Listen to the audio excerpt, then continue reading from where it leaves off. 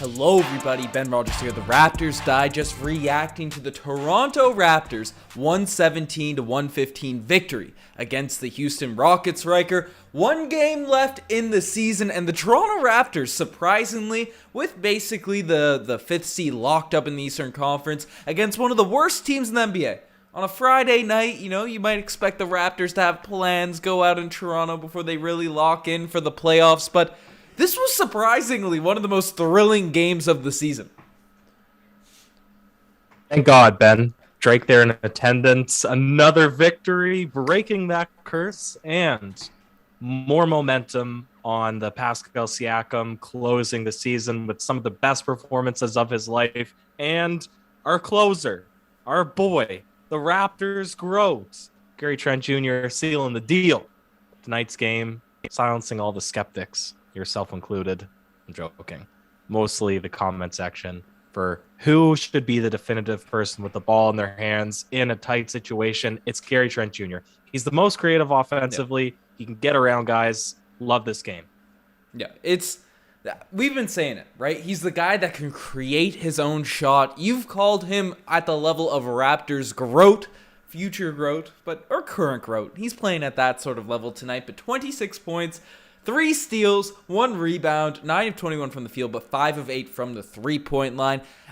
And what he was doing at the end of the game, especially when the Raptors sort of went on that run, those multiple runs we went on, particularly at the end of this one, where the Rockets, surprisingly, for a team that you might expect to be, obviously we lost to the optimized tanking Houston Rockets last year when they were on a, 21-game losing streak, but, this isn't your same Rockets team. They had Jalen Green playing well, Christopher came out, played well, Şengün. They had a lot of guys sort of ball out, be competitive, but the Raptors, they took their punches, they took their counter punches, and without Fred VanVleet, without OG Anunoby in the lineup, without really a first, second quarter of being real engaged in this one, we still were able to pull it out, and a lot of it was due to Gary Trent Jr.'s heroics, along with Pascal Siakam as well.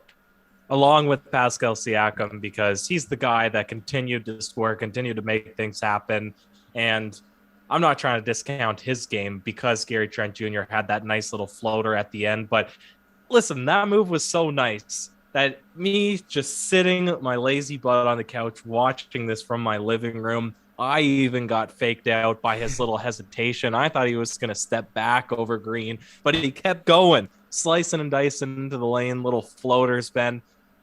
Enough about Gary Trent Jr. I'm sure he'll come up again in the final segments, but we got to talk about our man Pascal Siakam because issues of past, particularly come playoff time last season or 2 seasons ago, was can this guy consistently score? Can he be the number one option when the defense is fully focused in on him? Another game tonight where didn't matter what they did. He was able to hit his middies. He was able to get his way into the lane. Are you impressed? Are you impressed, Ben? Am I impressed? Am I entertained by Spicy P coming out and dominating the NBA, proving to everyone why he needs to be on an All-NBA team this season? 29 points, 12 rebounds, 7 assists, 3 steals, a block, a game-saving, may or may not have been a foul, but a game-saving stop against Şengün down in the paint, who obviously has some size on him. And, the question about the Raptors defense might be these big lumbering big men. Can we stop them? Well, we got to stop by Spicy P when the game mattered down the stretch of this one. So everything he did out there on the court, really, Gary Trent Jr. had the heroics late. He had some buckets, of course, all throughout the game. But Siakam was the guy that kept this from being an ugly one, especially in the first few quarters. Because whenever the game, there's a point when the tires can just fall off for your team, and 15, 17, whatever your deficit is, can turn into a 30-point deficit, right? No matter who you're playing, whether it's the Rockets or Prime Warriors, any team is capable in the modern NBA to really let a game run loose if you sort of let the tires fall off on your defense. And Pascal Siakam had those momentum-swinging shots that I always used to praise Kyle Lowry for. Just always got us a bucket when we needed it, whether it was driving the paint. Those floaters have been immaculate lately. And as you said, the middies,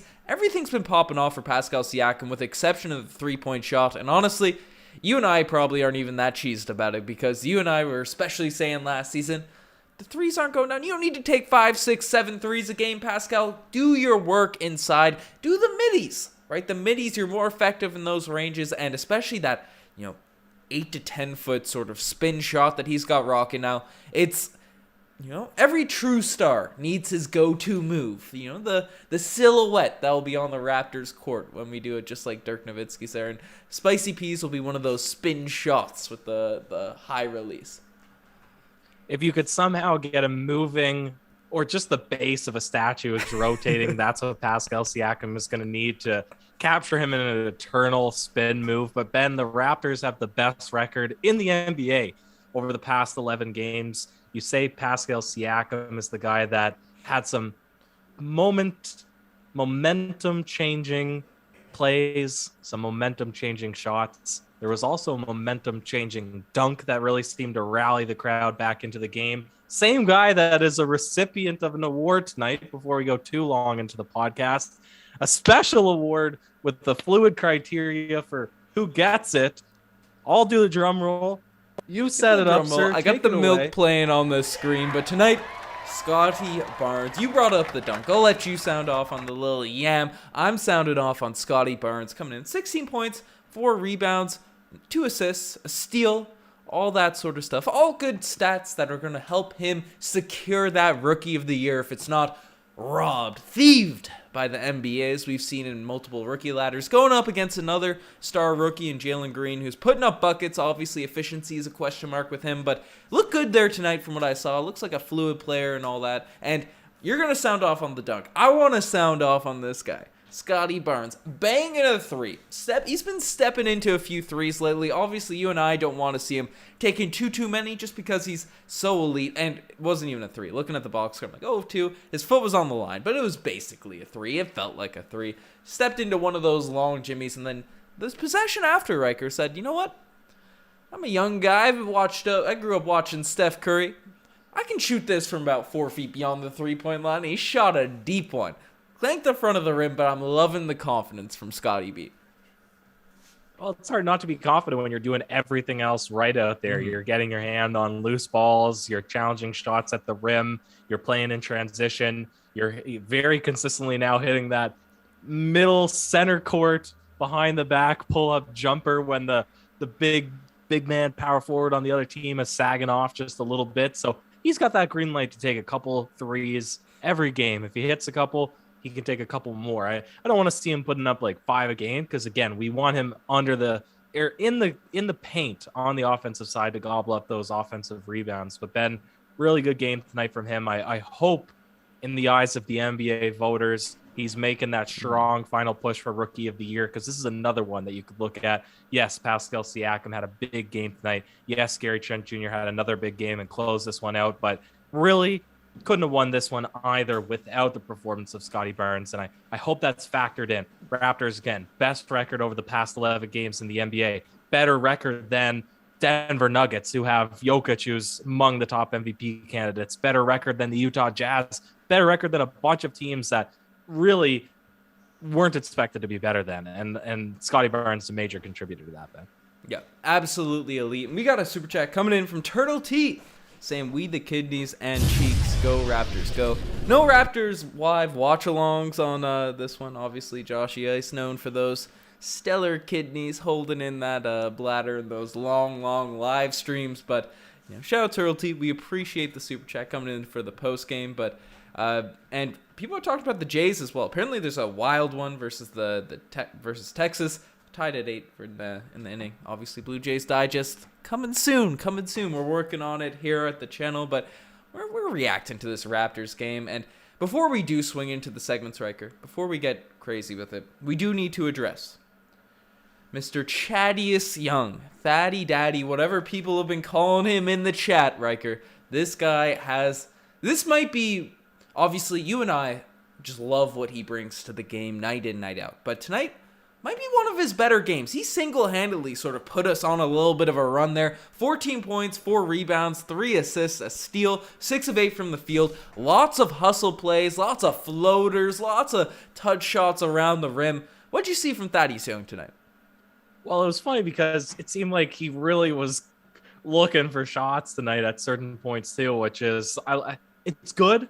I like that attitude, and I especially like it that it's when we're down a little bit. It shows he's still a vet, but he's not there to just be passive if the team's down and not actually provide anything to contribute towards the winning, right? He's seeing that nobody's really getting it done out there, so he's going to take it, like you said, bang down low, do a couple of moves, a little floater action, a little up and under action.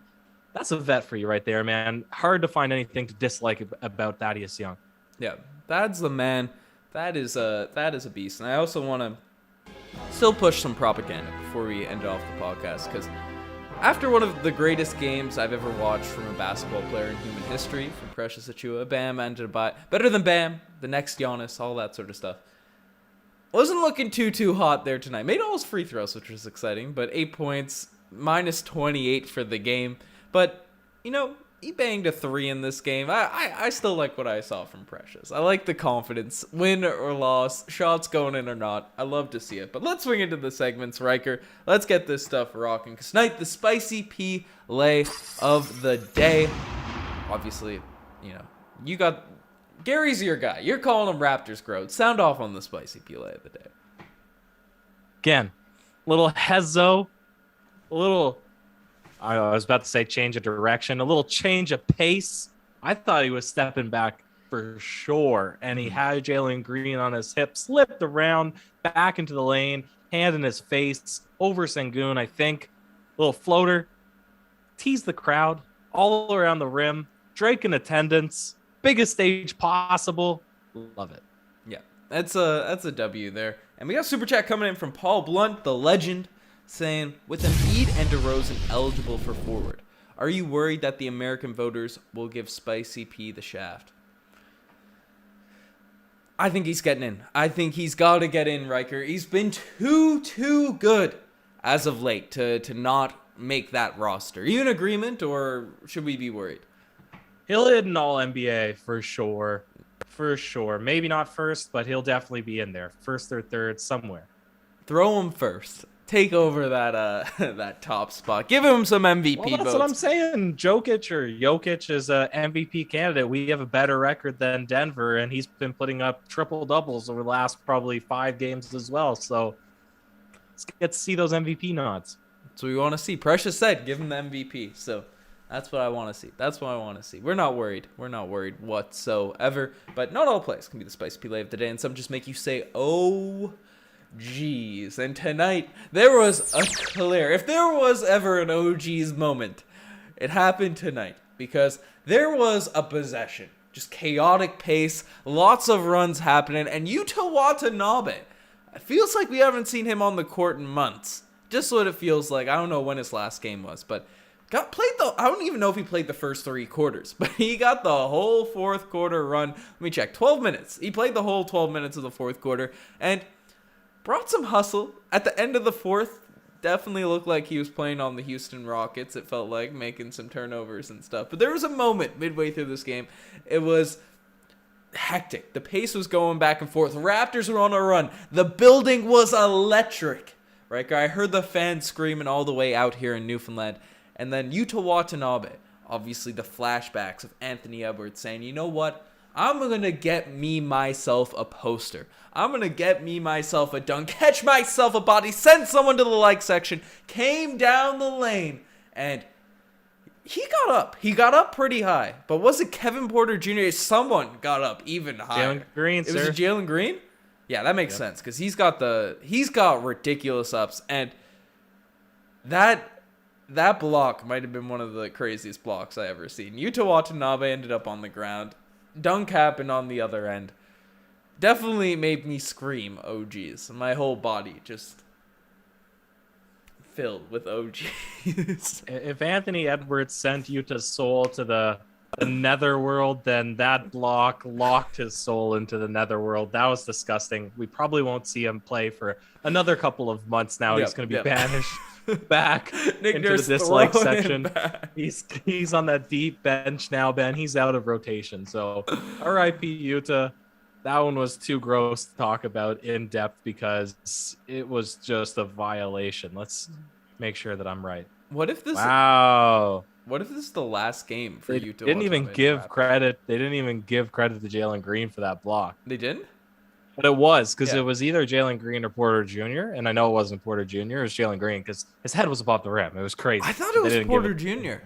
I might have been Yeah, but mistaken. neither of them have a block in this Okay. game, and it was only one of those two. Yeah. They got when they're flowing through the air, the longest hair. Or I don't even know. Well, Porter Jr. doesn't have hair anymore. He's got it cut off. You're right. I'm picturing the hair. I'm losing my mind a little bit here tonight. But Riker, the one, the only. It's officially become infamous. The Paul Pierce Golden Kazoo Award of the evening, of the night. Do you have one in mind? The Golden Kazoo for this one. I got one. Oh, well, take it away, sir. Solid. And it's going to Chris Boucher. Didn't have the greatest of nights. 1 of 5, whatever. But Malachi Flynn, man, this guy is just cursed. This guy is just having a rough go of it, Riker. 2 points in 11 minutes, minus 24 for the game. And I know he's injured. Like, I'm not trying to bag on Malachi Flynn, but it's just been unfortunate to see Flynn not really get his game going, miss some shots, doing all this sort of stuff. You and I were hoping that he could potentially be the backup guard come playoff time, especially if he got enough run under his legs pre-playoffs, recovering from that injury. Obviously didn't look too hot. I was never hoping that, just to put that on record. Yeah, well, it's the royal we, you know what I mean? We as in me. I was hoping he was gonna come in, knock down some shots, do all that, but what did you see out of Malachi Flynn tonight? I didn't see much of anything, Ben. In fact, I saw so little. Couldn't have even, if you told me he didn't play, I probably would have believed you. I did remember seeing him for a quick stint there, but that's a tough plus minus. Obviously, one big comeback, or there was 2 big runs in this one, right? They came back from 24 or 28 down, then they let it slip a little bit, then they had that big comeback, but he didn't play in the fourth, so he wasn't able to participate in that run there, which sealed the deal. I got nothing else to say about Malachi Flynn. You hope for him to play well, and then he doesn't, and it's hard to come up with excuses or anything for this man, so probably a next season project. Yeah. That'd be my thoughts. Yeah, him didn't even get the start. I guess Nurse likes to run players against their former teams. Armani Brooks got the start in this one at the point guard position. Psychological moves. Psychological plays. They don't ever seem to play well against their former teams. 0 points for Armani. Or 2 points. 2 points, my apologies. 0 field goals, but it is what it is. I think it's time to get off the rails a little bit because there's a lot of topics happening around the NBA, around sports, around play-ins, this sort of stuff. So let's swing it in the final alarm.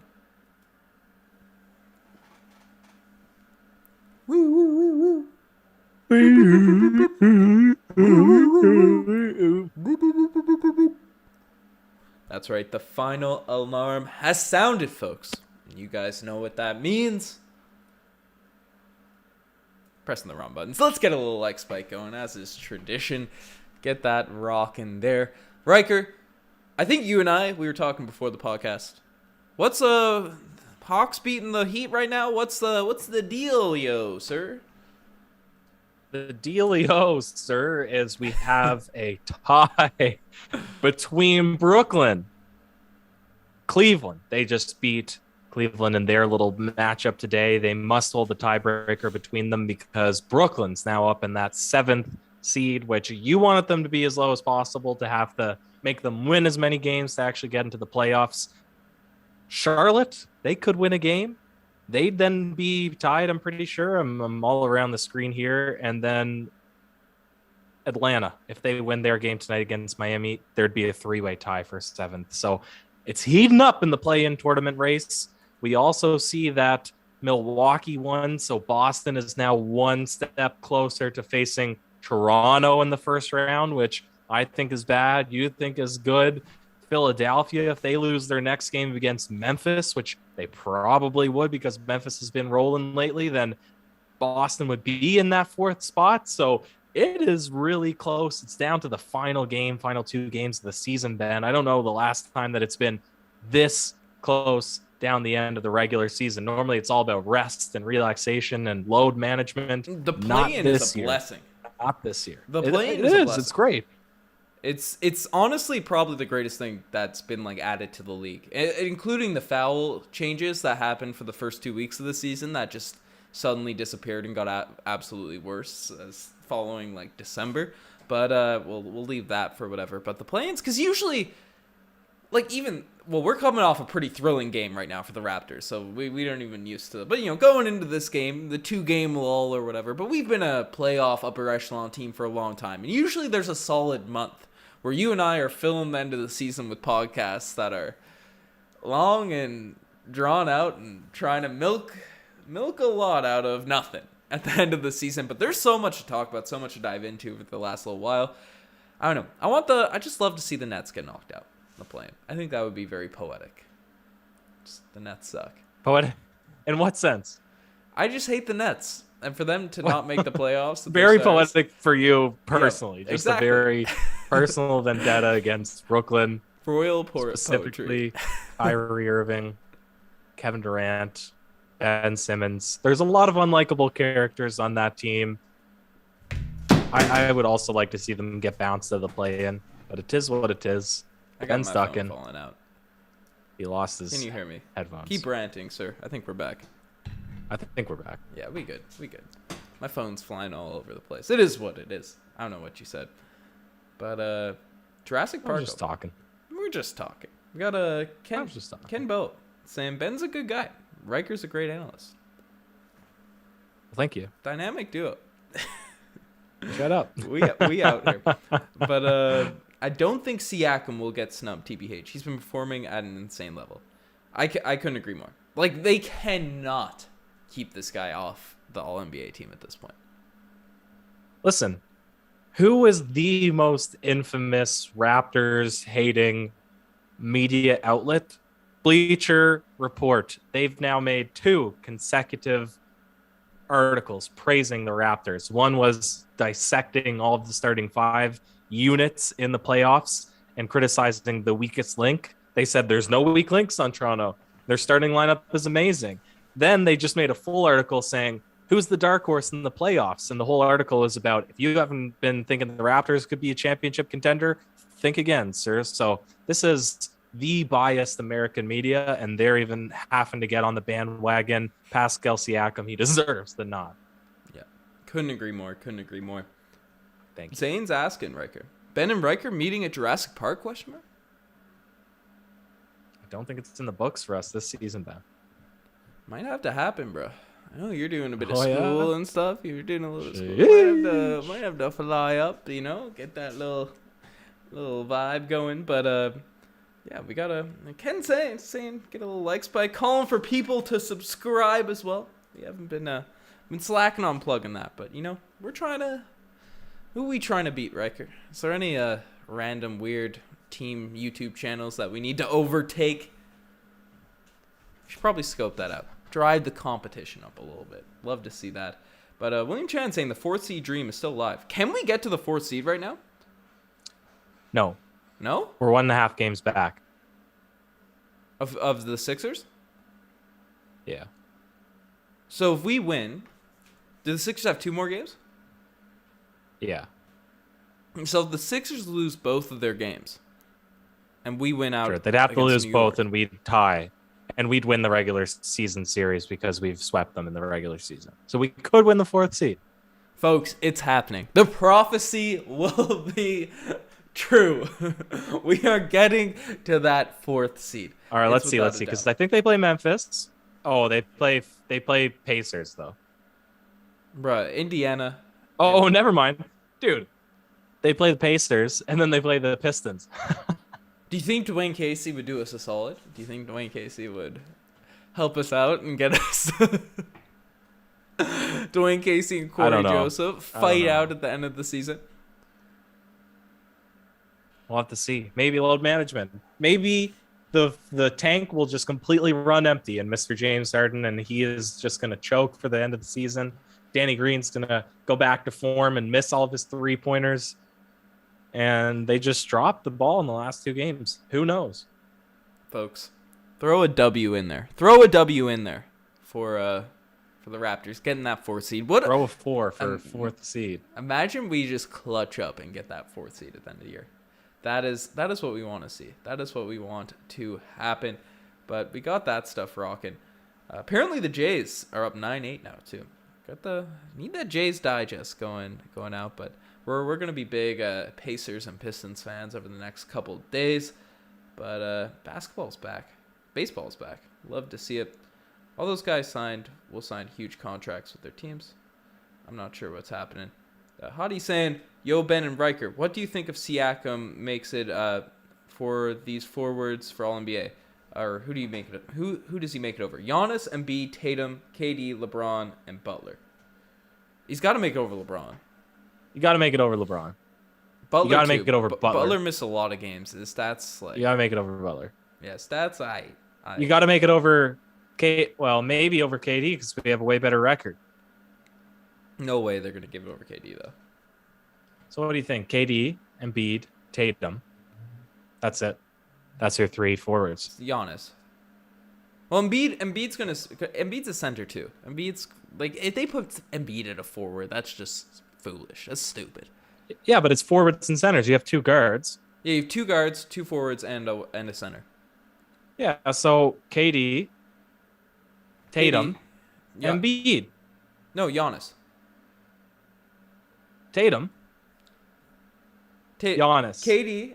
No, Embiid's not a forward. KD to me is going to second. Embiid is a center. And there's 2 forwards, 1 center. Yeah. Embiid is the center. What? Or Jokic. I can't hear this. The earphone's glitching out. Continue. Oh my God. Okay, Jokic or Embiid is the center. First team, yes.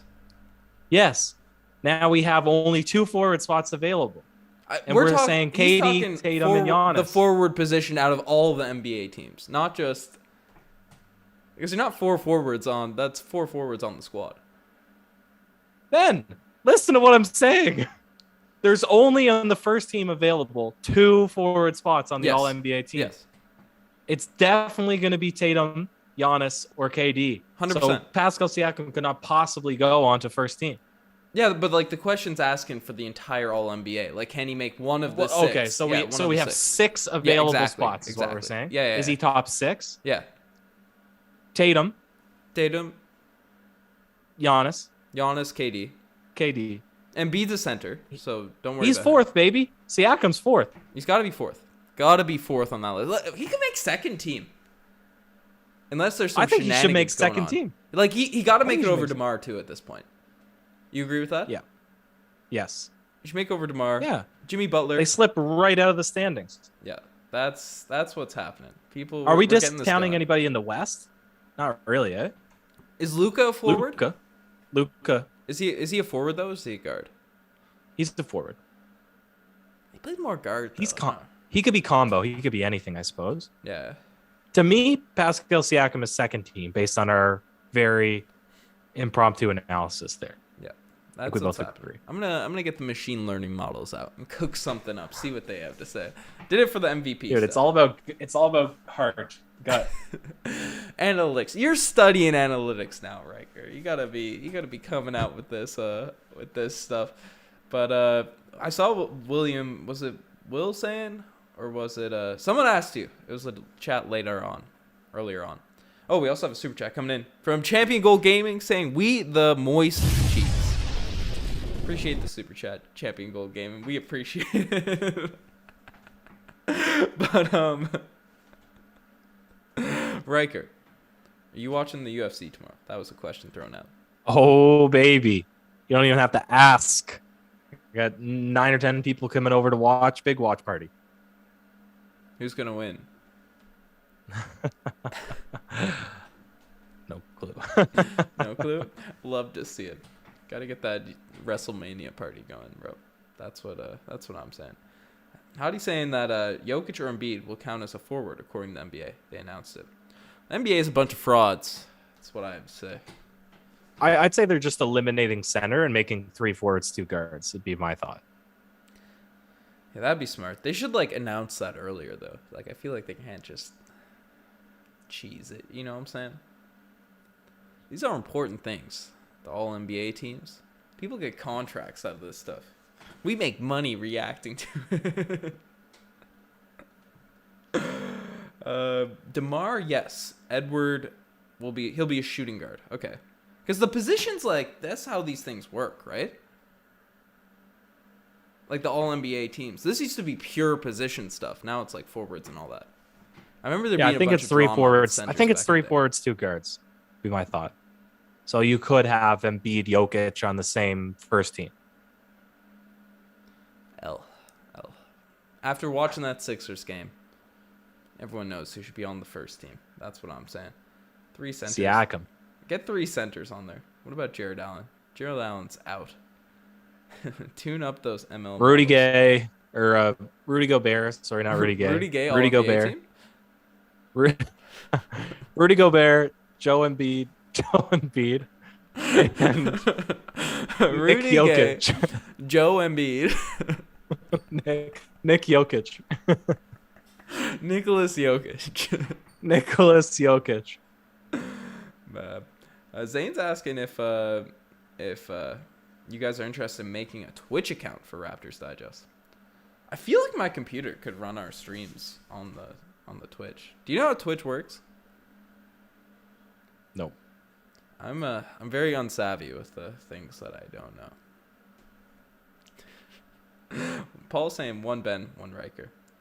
But folks, you know what I'm saying? We appreciate everyone spending your Friday night with us, reacting to this game. Raptors out here with a thrilling victory over the Houston Rockets. This is a tune-up game that you love to see. Have Gary Trent Jr., the star boy, looking like the GOAT once again. Balling out. But folks, you guys are the best to make it this far. Check out the Instagram, the TikTok, the Twitter, all of that cool stuff. Riker, do you have any last words on the Raptors' massive win here tonight against the Houston Rockets? Yes, I do.